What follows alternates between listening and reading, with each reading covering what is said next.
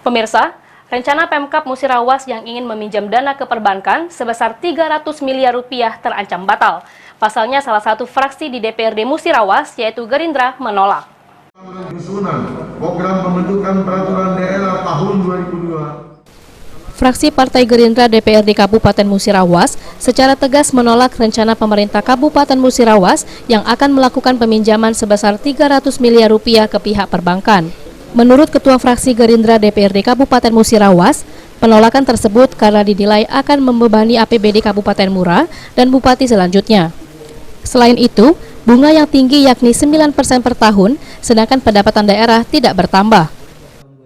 Jadi peminjaman 300 miliar itu berikutnya defisit terus untuk membayar utang, kemungkinan pembangunan berkelanjutan yang direncanakan itu nggak mungkin tercapai. Itulah makanya khusus fraksi Gerindra kami menolak dengan usulan Bupati mengajukan pinjaman 300 miliar dengan bunga 9%.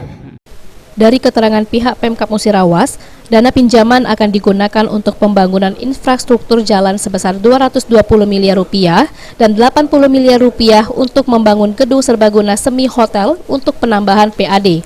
Tri Hajariah, PAL TV.